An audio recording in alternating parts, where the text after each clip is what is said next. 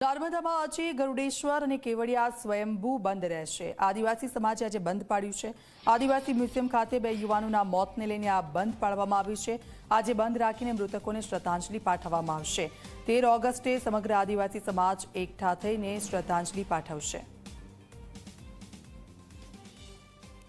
ગઢેશ્વર તાલુકાના વેપારીઓ જે ગઢેશ્વરની દુકાનો, કેવડિયાની દુકાન, હોટલ, રેસ્ટોરન્ટ ટોટલી બધું બંધ રાખ્યું છે। સ્વૈચ્છિક બંધ રાખ્યું છે એમણે કે અમારો આદિવાસી છોકરાઓ 2 અહીંયાનું મોત થયું છે, એમના માયરા છે બરોબર, એટલા માટે અમે આ આખું બંધનું એલાન ને આદિવાસી આજે 9મી ઓગસ્ટના દિવસે મનાવવાની જગ્યાએ અમે શોકમાં મનાવીએ છીએ અને અમારા છોકરાઓને ન્યાય મળે એ રીતે અમે બંધનું એલાન આપ્યું છે।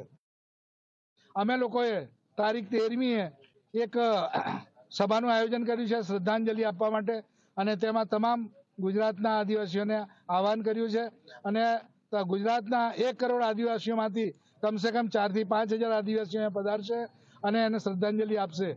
અને આવો બનાવ ફરીથી ના બને તે માટે અમે પ્રશાસનિક નોડલ ઓફિસરો તથા સીઈઓ એમને એક આવેદનપત્ર આપવાના છે કે આ પ્રત્યે ફરીથી આવો બનાવ ના બને એ માટે કાળજી રાખવામાં આવે।